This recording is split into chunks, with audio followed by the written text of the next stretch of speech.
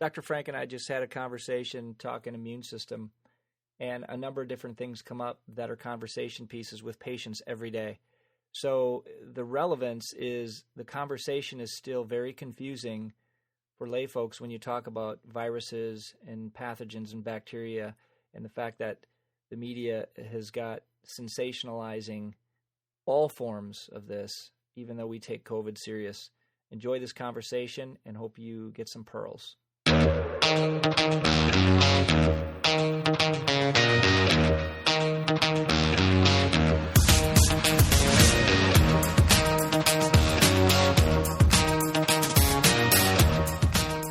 Welcome to Frankly Speaking with Dr. Wade. This show was created for and inspired by the thousands of patients I've served, so it's time for me to speak up and speak out on their behalf. With a wide range of experts, we bring you weekly insights, diving deep into topics of controversy to bust through the sugar coating that keeps you and your family stuck in the mainstream. With Dr. Frank DeLolo, a good friend of mine and comedian / chiropractor / father extraordinaire, would-be uncle / son, and what else? Godfather. He's a godfather too, and he's quite connected out in New Jersey. So any good stories for us this morning, Dr. Frank? Do you want to hear that story? I want to hear a story that you started to tell offline, and it needs to be shared. Well, we're gonna continue our conversation about the immune system and all that stuff, but I will say that during these times where we're shelter in place and quarantines, etc., nobody's going for haircuts, right? Because they're not essential, if you will. So I have a brother-in-law. I'm sure he wouldn't mind me sharing this, but I have a brother-in-law that called my wife, so his sister. That's how he's my brother-in-law. And he says to her, are you home? She's like, where else am I going to be? I'm home. Of course I'm home. There's nowhere else to go. Yeah. He's like, well, I kind of messed up a little bit. And, he's like, what do you mean you messed up? He goes, well, I needed a haircut really bad. And, the barbers are closed and everything. So, I try to do it myself. And I don't know, man, it's pretty bad. Like I can't. So he must have, I was telling Dr. Wade, he must have taken the buzzers and he must have came up the side of his head and literally went up to here and then stopped. And there was like a jagged line where this was all bald and he only had hair patches on the top of his head. So long story short, I cut mine myself. My wife did mine as well, but mine's easy because I don't have much, and it's just you clip it down on a number 1 or a number 2. So that's what we did with him. So just to give him a fresh start. But I got to say, I'm going to share the pictures later on with Dr. Wade. He'll be privy to those pictures because the before and afters are absolutely hilarious. I mean, so funny that it's not even. I can't. Oh God. And by the way, when Dr. Frank starts telling stories, I mean, you guys don't get the half of it, because when he goes into character and starts telling it, it's funny. My eyes were both watering, so I literally had to wipe both my eyes from laughing so hard, which I needed. And all of us need a good laugh these days. We need to have a sense of humor while we still respect and consider what's going on here, the serious nature of it, and also the lack of serious nature, which we're going to talk about in just a bit. One of the things that's really fun to discover, which Dr. Frank and I have been having a lot of conversation around from a clinical perspective, is a lot of the myth information and the fake news that we're told a half-truth and you're told a half-truth. And the half-truth is, and I'll set the stage with this, some of this may be a review for those, and we're going to build on it from last time too, which is, COVID is an RNA virus, and arguably COVID-19 is what the media is sharing with you it is, but we also know from a deeper dive in that it's a mutation of the SARS-CoV-2 virus, which is actually a mutation of the SARS virus, which is why it's affecting the respiratory tract as it does. That's what SARS is. So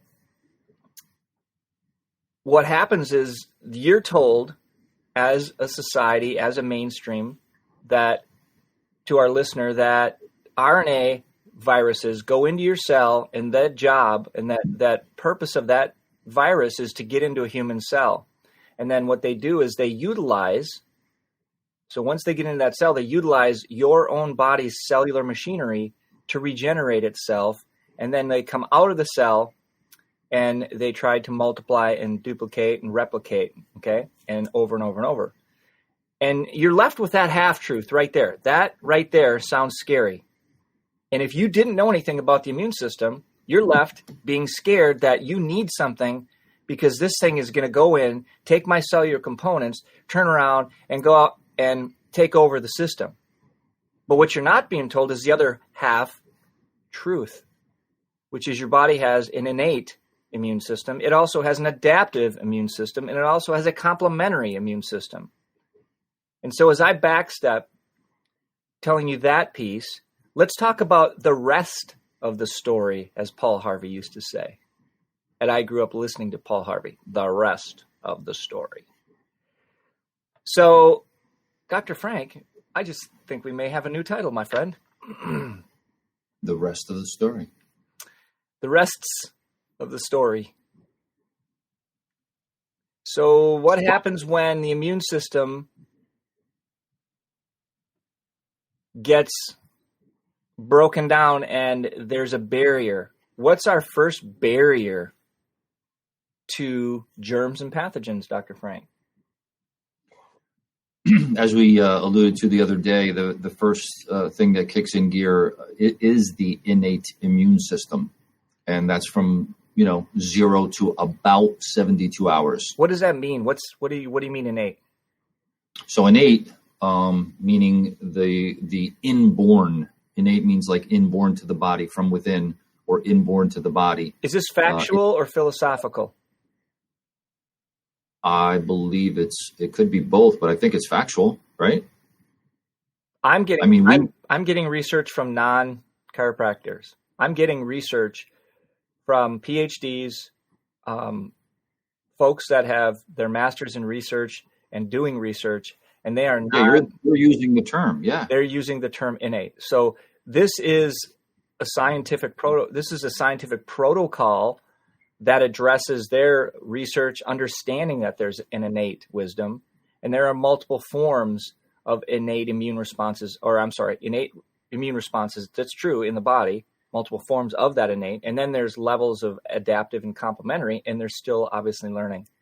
But again, you know what I think? I think it's worth mentioning why you even brought that up, because we as chiropractors, the second principle, I believe, of chiropractic is that there is number one is there's a universal intelligence, right? Mm-hmm. Some people call it, right? So there's a universal intelligence. There's something that keeps these the planets circulating properly in the universe going, if you will. There's laws, there's natural laws, and there's an intelligence that coordinates that chaos, if you will. And then the second thing in chiropractic is that there is an innate intelligence. So that's why you say that, because we as chiropractors were always like, well, we always thought there was an inborn intelligence of the body. And when we talk about that, we were not always, but we were ridiculed, chastised for a bit over years, saying, well, but those guys, they don't even know what they're talking about. That's ridiculous. And now we've got molecular biologists, people that study immunology every single day, to your point, using the term innate, right? Yep. And I did bring that up for a reason, because there's some in the profession that want to be more medicalized. And Mm-hmm. I saw some posts yesterday which were quite, let's just say, ridiculous. They were not only uneducated, they were profoundly ignorant. And I shake my head and ask, how did you get a degree? And then the question, as you and I spoke, was that the school system has a structure that regulates the education for the colleges. That regulating board has medicalized as they try to control everything. And when I say they, quote, they are the mainstream narrative, the official narrative that guides the belief system of the mass, which means outside in. Okay, so anyway, we don't have to beat that like a dead horse. The truth is, folks, you have an immune response. And this immune system is so complex, so profoundly amazing.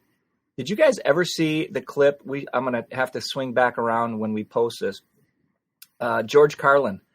Dr. Frank, I'll resend that one if you haven't seen it as of late, but you may have already seen it. Did you see that one where he goes into the immune system?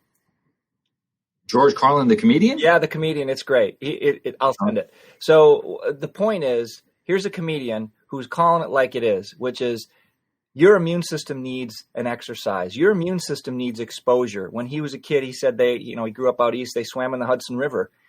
He and his friends, nobody got polio. Why? Because he swam in the Hudson River, right? I mean, he drank crappy water, literally. What did that do? It was not enough to hurt him, kill him. It was enough to expose him and challenge his immune system, and his body from the inside out responded. Now, we could say that any number of ways, but the general theme, folks, is you don't have the capacity to defend yourself from anything, let alone a virus, as we talked about, a bacteria, parasites, fungi, and other subspecies that we didn't name here. Those are top 4. We already talked about 360 to 380 trillion viruses in your body right now as we speak, 500 million years of exposure that you've evolved your healthy immune response with. So building on that, moving forward today, our first line of defense is our skin and our respiratory tract, which is nasal, throat, okay, respiratory tract, lungs, the bronchi, the rhonchi, the alveolar, the air sacs, everything right there where we exchange oxygen into the blood. And then we've got the alimentary tract, which is our digestive stomach, colon, so esophagus, colon, all the way down, out the anus, boom. Now, what's crazy is that's external. That's not internal. Wait, it's inside. It's a tube that connects the outside with the inside of your body. So that tube is a first line of defense and is equipped. You are equipped with methodologies in there, with the machinery, the brilliant, intelligent army that is recognizing stuff that passes through that colon before it gets into the system, okay? Unless something's not working right. And we can talk about that. But the gift here is hearing the other side of the story. Dr. Frank, what do you want to add to that stuff? What I'd like to add is just from a zone perspective. So for those of you who have listened before and watched us, you may or may not know that I practice zone technique in addition to activator, very similar to with Dr. Wade. But zone technique basically comes from the premise that there are 6 major zones of the body or systems in the body.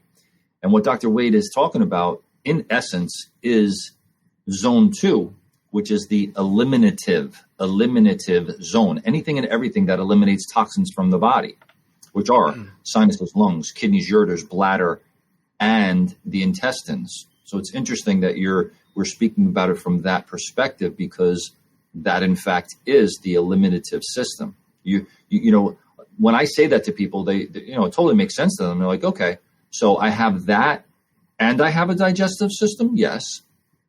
And I have a circulatory system, yes. And I have a nervous system, yes. And I have a glandular system, yes.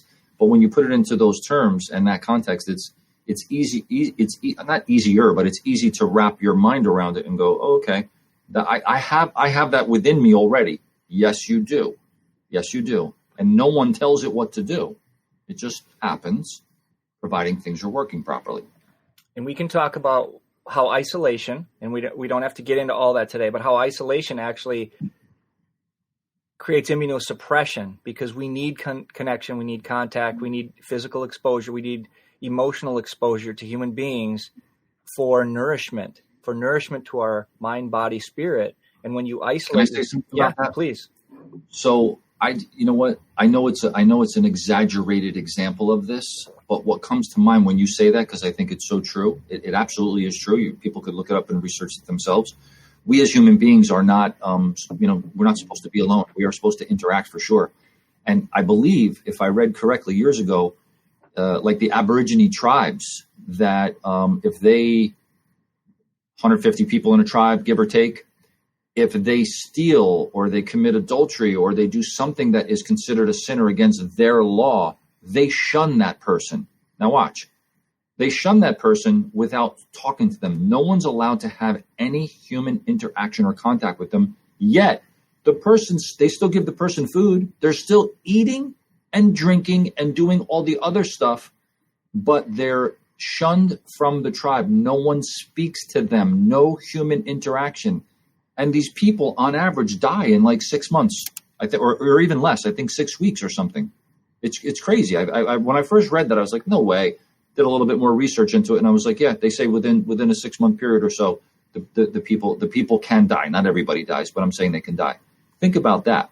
I know we're not isolating ourselves by ourselves, although maybe there are some people that do live alone already. Oh, there are many. That's why there's going to be more deaths related to suicide, and the fact that people have been isolated and people are not able to go. We had this conversation in our office yesterday.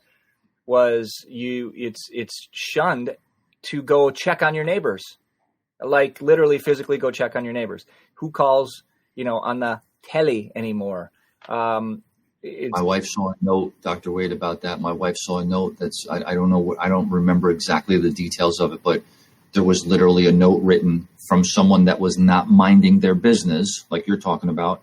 And this person went to check on their own mother, on their own mom.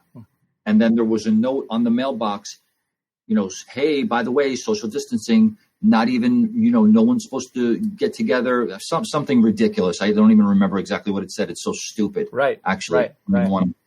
But yeah.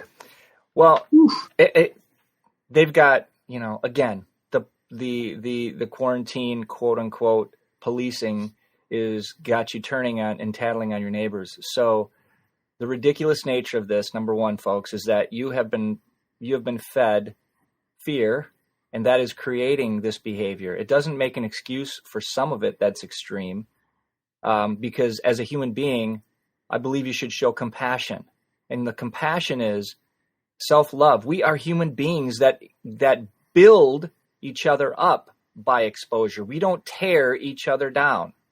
That's an opinion. And guess what? It's freaking based on millions of years of exposure by this species and other species on this planet that adapt and overcome over time, naturally. So guess what? There are going to be people we lose. There are going to be people with weakened immune responses that can't do it. You know why? Because they've lived a sterile life, because they've taken care of themselves poorly, because they have not followed the laws of the universe, which is like gravity. I don't care. Why do we make it okay for someone to, jump off a building when we know they're going to get hurt and they do it anyway? And we're supposed to try to control that? That's their choice. It doesn't take a rocket scientist. I can watch somebody jump off a 10-foot, off a 1-story or a 2-story, you name it. I don't care what we're talking about here. But the obvious thing is I can learn by that. I don't have to go do it to see if it's real. So the point for mentioning that is simply, where do you draw the line as a human being and acknowledge your responsibility in this? Dr. Frank and I are talking about understanding the other side of the story, which is you're endowed with an immune system. Let's talk about how you can take care of it. How do you take care of it? If you understand your skin's the first barrier and you have these wonderful cells called macrophages below it, they're white blood cells, and they're literally sentinel hunter cells that are constantly doing surveillance below the surface of the skin. And they are ready to be attacking anything that comes in, whether it be, like we said yesterday, a sliver in the big toe if you bump it, whether it be a cut from a knife while you're cutting an orange or peeling an apple. Your immune system is there addressing that immediately. And then it has a sequence, an algorithm, a cascade of events that starts to happen as a result of the level of invasion, the severity of invasion, and the degree with which the tissues get invaded. So natural immunity comes through here. We breathe it in, we inhale it, we get stuff constantly, by the way, not just the COVID, constantly stuff, right? And then our body responds. We can talk about how. Go ahead. Can you talk about that? I'd like to hear your take on elaborate on what you're talking about, but in the context of that the germs, the viruses and the bacteria are opportunistic to the host. Please share that with the folks. I think that'll be very impactful. So back in 1865, Robert Koch postulated, that's not that long ago, folks. It's 165 years ago. Chiropractic was founded in 1895, literally 30 years after that, which is not that young either. I mean, it's not that new. It's only 30 years behind the germ theory, but it was also being practiced long before the germ theory in other cultures in healing, because it's natural healing. That's what tribes and generations did. But most can't see past that. It's though, there was, it's like before the wheel, we didn't have any adaptation. So, well, and you called it a theory. That's what I mean. I heard you say the other day on a podcast. You said it's a theory. It's called the germ theory for a reason. It's not the germ law. Right. So back to the host and what your body's capable of. Nobody's giving credit to the fact that the host, your body, is either fertile soil or infertile soil. And fertile soil would be like anything can come plant their way in it because your immune system is not defending itself. That's what we call immunocompromised, and usually comorbidities or things like cancer. If you're a diabetic, if you're overweight, by the way, that's a huge comorbidity in this case as well, because the body's already stress strained and having challenges, and there's blood sugar issues, which means there's cortisol issues, and that's part of your hormone complex, which also affects your immune response. So we've got people with autoimmune disorders, and then we've got stroke and or cardiovascular folks that are higher risk for many reasons. If you're in those categories, then you do have less resistance. But it doesn't mean you just do nothing. You can start to change some of your habits to start to support how your body functions day to day. You can do that immediately today. That will help you with today's adaptation. Okay. So back to what Dr. Frank said about the host and opportunistic, germs are always there. The constant level of little bits of exposure keep your body adaptive and responsive.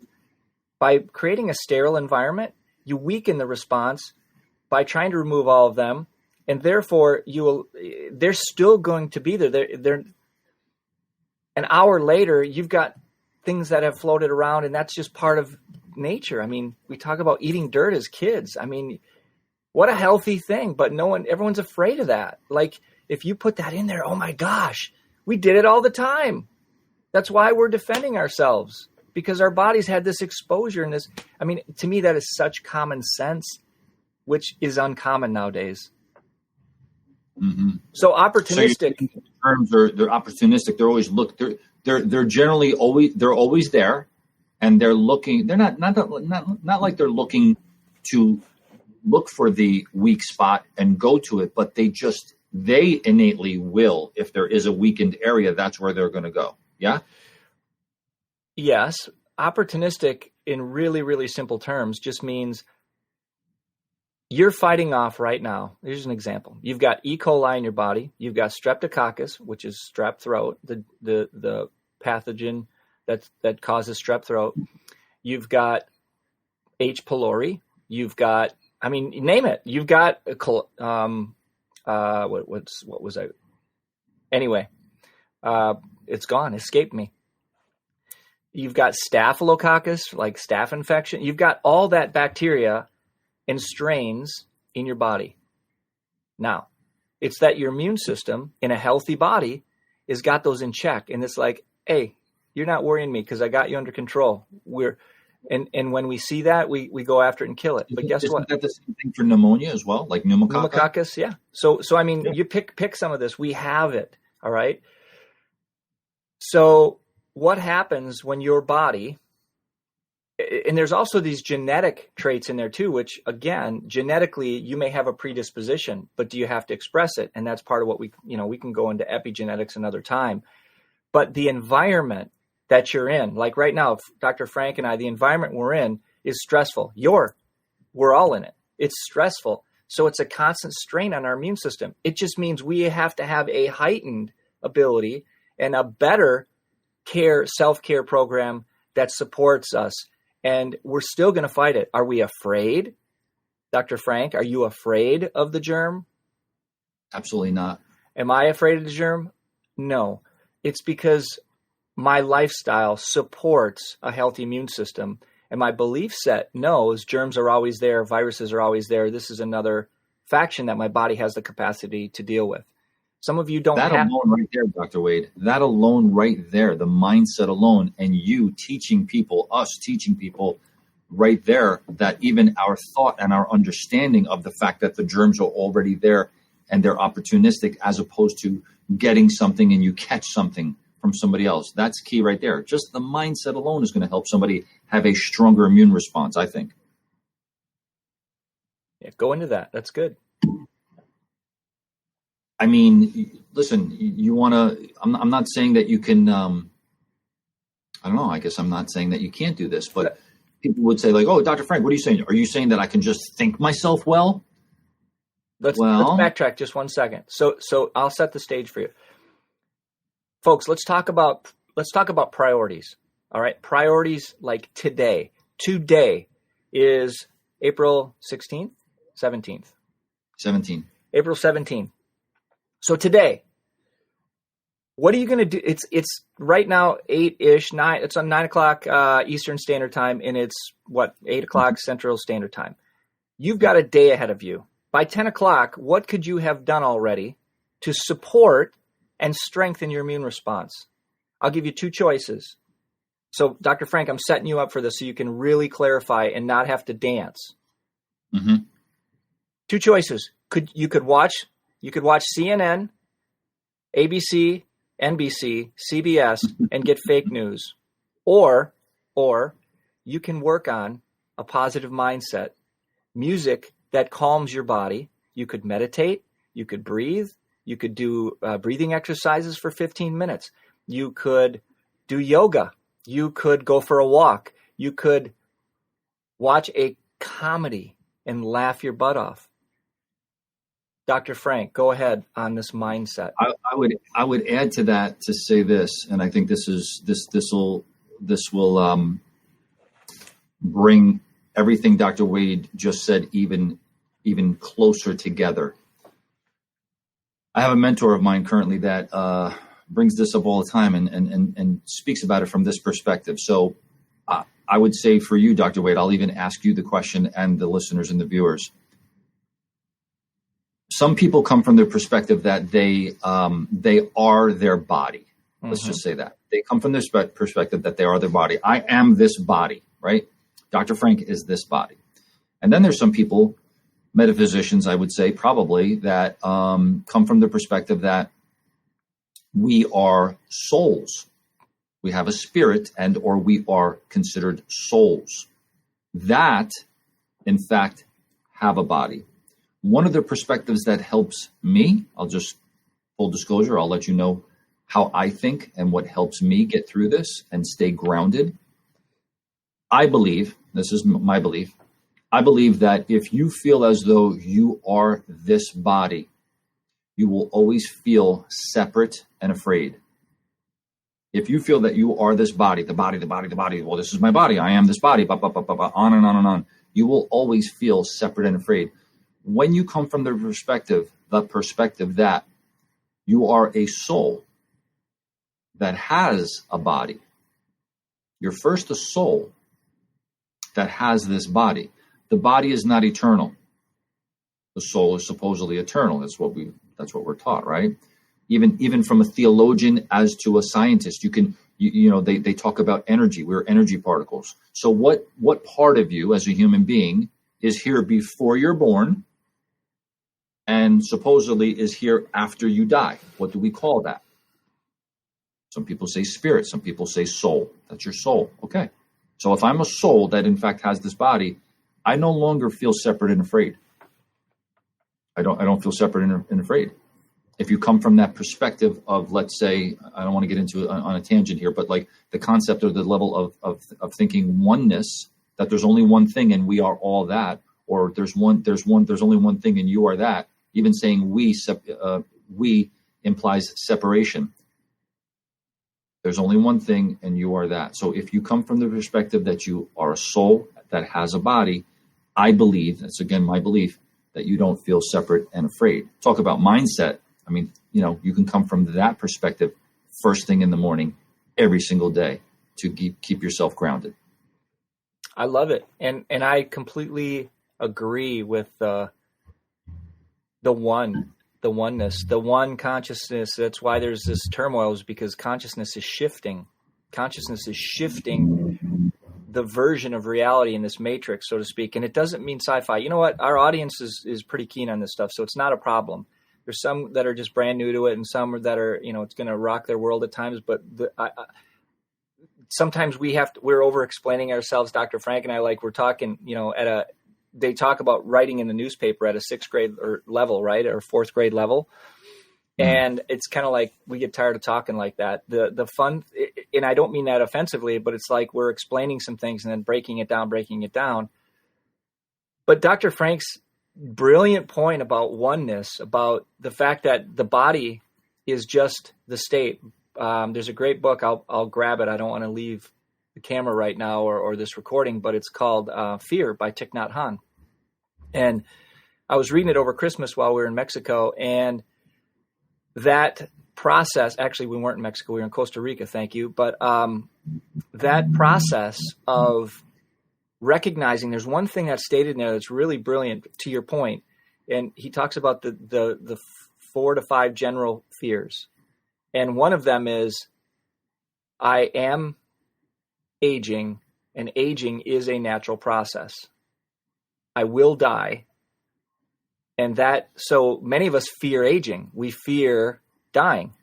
And so if we're going to talk about that for a second, the fear of death means you think it's over, like there's a birth and a death. So to Dr. Frank's point, this body is just a manifestation.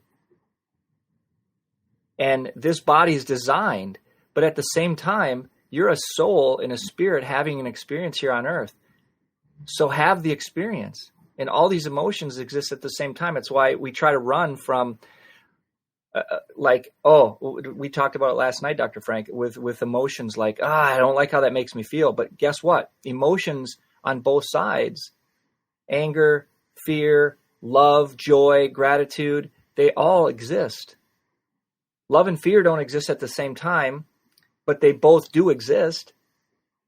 And we have shadow and light. Don't get sick like the monks. Don't get sick like the monks. Right? Yeah. Mm-hmm. So we're not here saying paint the picture and ignore the fact that you have weeds in your yard or your garden. We're not saying there's no weeds, there's no weeds, there's no weeds. There is weeds. There are weeds. There is germs. There are germs on your body right now. You don't have to disinfect them. You can support the host by strengthening it. And it starts with Dr. Frank's point, your mind. It starts with that foundational understanding, like I'm equipped. I am endowed with that. There's no treatment, fix, or cure that we're talking about. You're the freaking cure. You're the solution. You're the solution to your neighborhood, the microcosm of your body and the macrocosm of your community and the macrocosm of the state and then the macrocosm of the United States and then the world, because one person at a time is affecting that consciousness. So if you can wake up to your own capacity, which is empowering, which is exactly why those powers that be don't want you to have that independence feeling, that you're inclined to be dependent. Dr. Frank, do you want to add on to that? So I would add that because we're on this topic of mindset right now, which I think is really important, I'll add something else to it to say ideas, your thoughts, basically thoughts. Let's say that thoughts, ideas, and or concepts. Concepts meaning like I'll give you like a really simple example of an idea or a concept that maybe somebody grew up with that is embedded in their subconscious mind, like money doesn't grow on trees. You know, what do they think? I'm like Rockefeller? I mean, money doesn't grow on trees, right? That idea, that concept.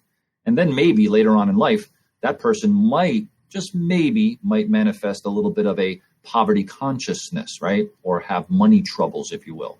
So when it comes to your health, to Dr. Wade's point earlier, when you wake up and you start your day, you've got choices. He said there was 2 of them. You can go and watch the CNNs and the MSNBCs and blah, blah, blah, blah, blah, blah. any of the news stations. I'm not partial to any of them. They're all in the same boat as far as I'm concerned. Big Pharma owns them. Let's call it that. So you can either do that and get very negative and get into that fear mode, because thoughts, ideas, and concepts that are in the mind. Dr. Wade keeps saying consciousness, subconsciousness, superconsciousness. Subconsciousness is below consciousness. It's right. It's thoughts that you don't even know that you really have, but you can in fact influence them by your thoughts, because this is what I know to be true. Thoughts, ideas, and concepts concentrated on manifest in the body. Manifest in the body and the life. Thoughts in the subconscious mind concentrated on manifest in the body and the life. So do you want to have, I'm just throwing this out there. Would you rather have your day start with watching those news programs and getting into a fear mode and thinking to yourself, if I don't have my mask on, whether you wear a mask or gloves, I respect you, whatever you want to do, whatever makes you feel the most comfortable. But I'm just giving you an example to say that the mindset about it is even more important, at that if I go outside, even outside in the fresh air, and I don't have gloves on, or I don't have a mask on, am I going to get this corona like through the airways? Is that going to penetrate my lungs? It hits the lungs really bad. I heard it hits the epithelial cells of the lungs. I don't, do you want to be in that mindset, or do you want to be in the mindset Dr. Wade's sharing with you, to say that you already have it within you? Your immune system has natural defenses. Like we talked about before, the concept and the idea of oneness. You're not separate and alone and afraid. You don't have to be that. There's only one consciousness, and you are that. And we all come from one energy, and the systems that will defend you are already built into your body. I don't know. I'm just saying you can think either way you want, but I would have you think really long and hard and deeply about which one serves you best. Catch yourself today. Catch yourself being afraid. Catch yourself doubting. Catch yourself worrying. These are signs of progress when you actually notice it. That's the first step. Notice the progress by catching it. Don't scold yourself. Notice it. Then you can replace it. You can say, wait, that's just an old pattern. That's just a thought. That's just a worry. That's programming. That is programming that's been designed for you. You have to disciplinarily break that program. Some of you are already great at it. I work at it every freaking day because I'm human. So it's not like we don't have those thoughts, Dr. Frank and I. It's that they pass through and we catch them quicker, and we realize it's an observation. I'm observing. I become an observer, which is bizarre. I observe my crazy rat brain, which is constantly playing noise, racket, fears, worries, beliefs, future thoughts, past situations that didn't even happen as accurate as the programming is playing. Like, it's embellished. It's magnified. Like, oh, that really hurt. Well, guess what? It didn't hurt as bad at the time that this movie's playing right now. My wife tells me this, how many times, or she asks me this question often, why are we arguing about something that's never going to happen or hasn't happened yet? As though it's going, the reality is we worry about stuff that isn't going to happen. 90% of it never does. Doesn't mean you shouldn't take this seriously. Take this serious because this is your life, but also recognize you're not seeing reality for what it is. You're seeing it through your lens of worry, fear, and programming. And what we're asking, go ahead. Do you remember the concept of anchoring? Mm-hmm. You remember we learned that? Should we teach that right now real quick? Just a quick way to kind of right back at the thoughts? Absolutely. Strategy. Let's talk about what anchoring does and how to use anchoring.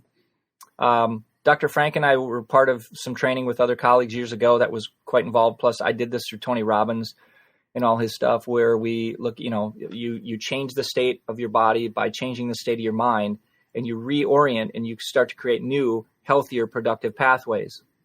Go ahead, Dr. Frank. So I simply just, Dr. Wade said, monitor your thoughts, catch your thoughts, catch them quickly. When you go into that fear pattern, be mindful of that so that you can get out of it a lot faster. And one of the ways that we were taught was the concept of anchoring. I'll just use making a fist, for example, as an anchor. So when you may be thinking something along those lines that make you fearful, okay, especially with the environment that we're in, you squeeze your hand and it brings you back into remembering that, right? Something like that. Some people use a rubber band on their wrist and they smack it every time, and it's an interruption. It's called a pattern interrupt. So what Dr. Frank's talking about is one way to do this is that when you're all of a sudden you're worried and you feel like you're tense and you're running around your house tasking and you're cleaning and you're scrubbing and you're worried, and if you stop and observe yourself and take a breath, where's your breath, right? Oh my gosh, I'm not breathing. Step back, anchor. Just first of all, catching it is your first sign of progress. Congratulate, acknowledge yourself for catching it. Like, oh my gosh, I just observed that. That means that's not me. If I can observe it, it isn't me. Does that make sense? Mm-hmm, totally. And you know what? I'm just thinking as you're saying that. So anchoring was twofold. Anchoring was also like, let's say if you had, I don't know, some kind of an event, some kind of a performance, you were going to do, like for us, Dr. Wade, it would be maybe doing a presentation in front of 25 people where you would anchor yourself with a really good feeling and a good emotion. That's where I got that from with the fist. Okay. The rubber band is more of the pattern interrupt where you're like, whoa, no, I'm going fearful. Boom, snap. The rubber band hits you on your wrist and it brings you back into the moment and you can focus again on something positive.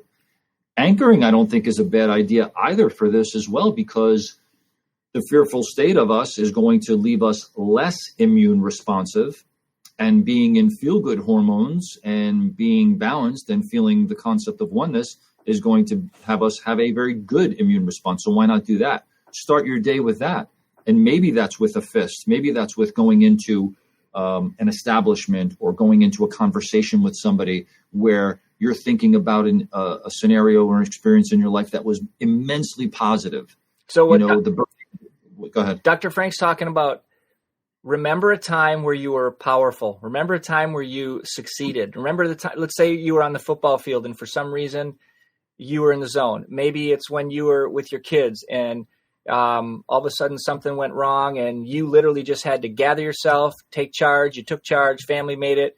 You know, you found your way through a difficult situation, maybe on a road trip where the car broke down and boom, boom, boom. You just naturally boom, took over. Look at where you've been empowered and you've succeeded. Grab onto that. That's an anchor. When you harness that emotion of your success, that you can anchor that in and call on that. And when you call on that emotion, you are literally changing the physiology of your body. So that's what we talk about with changing your state. There's techniques. This is one. Remembering, number one, getting more and more familiar with that emotion, that feeling, let that work through your whole body. Like literally vibrate, just infuse that.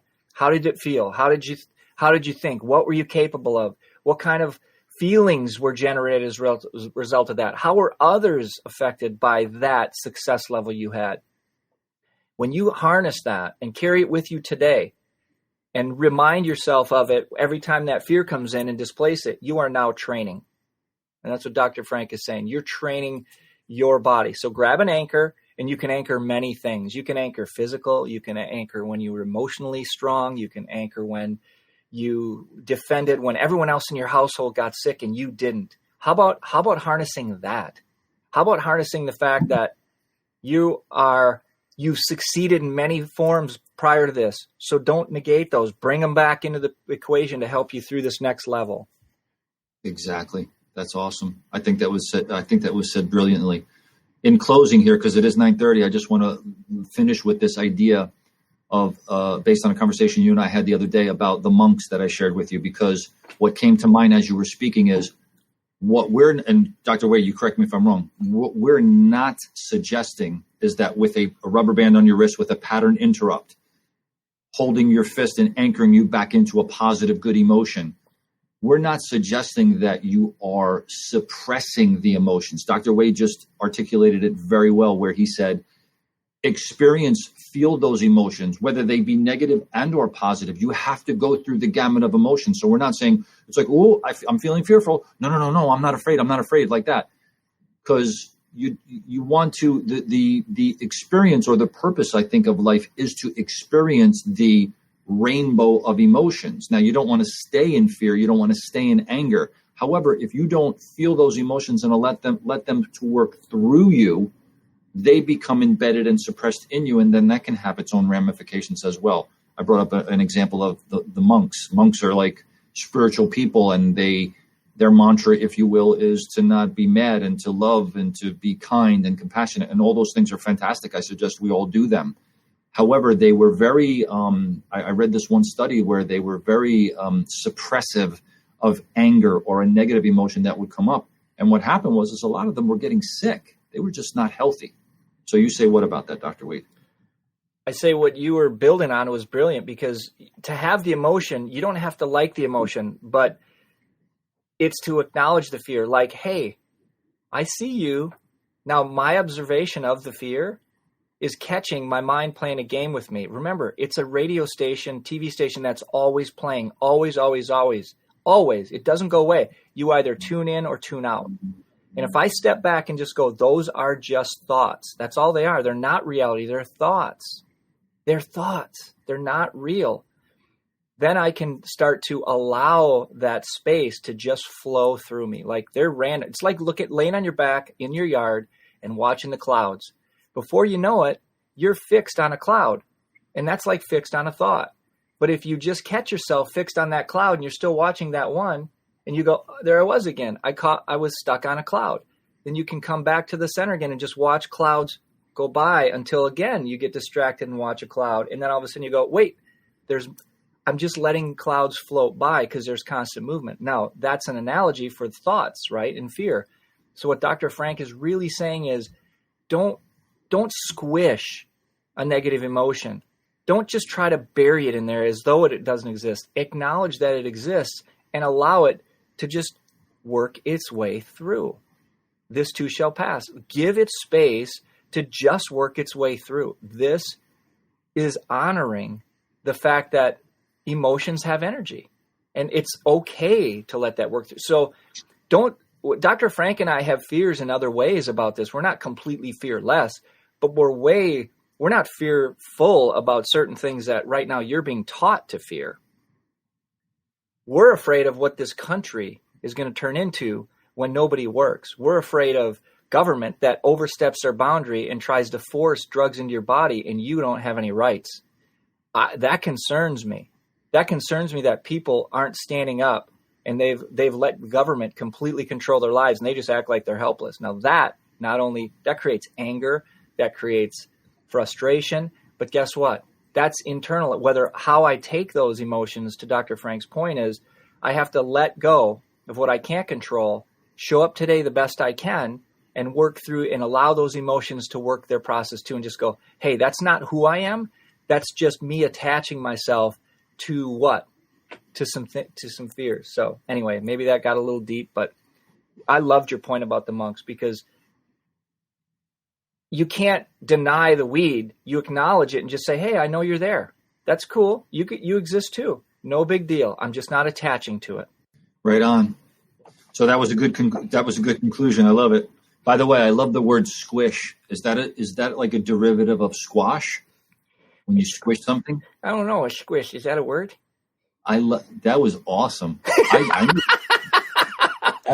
I knew what you meant, but I was like, is that squash? You squish it. You could squish something, I guess. Yeah. I've used squish since I was a kid. Why not? I mean, squish. Yeah.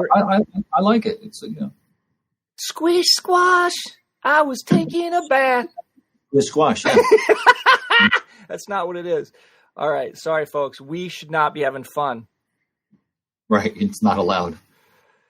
Why don't you guys go out and have some fun today? There's a recommendation for you. Why don't you take Dr. Frank's advice? Go have some freaking fun today. We can't because we're not supposed to. Bullstein. Yeah, do it. Just do it. All right, Dr. Wade. Have a great day, brother. Great chat. Have a great day. Folks, use some of Dr. Frank's tools today. Let them rip. Ciao. Oneness. Thank you much for listening to this week's episode. I look forward to any feedback and or questions you might have. Direct them to our Facebook page, Frankly Speaking, Dr. Wade at Facebook. Okay, my fellow health warriors, it's time to head over to iTunes, franklyspeakingdrwade.com. There, you can rate, review, and subscribe, as well as share, so more of our brothers and sisters can grow to realize their voice. Speaking up means you matter. So, get on it. This podcast is for information purposes only. The statements and views expressed are not medical advice and are not meant to replace the medical advice of your doctor. This podcast, including Dr. Wade Annenson and his guests, disclaim responsibility for any adverse effects you may experience from the specific use of information contained herein. Opinions of guests are their own, and this podcast does not endorse and accept responsibility for statements made by guests. This podcast does not make any representations or warranties about the guest qualifications or credibility. This podcast may contain paid endorsements and advertisements for such services or product. Individuals on this podcast may have direct or indirect financial interest in products or services referred to herein. If you think you have a medical problem, consult a licensed physician.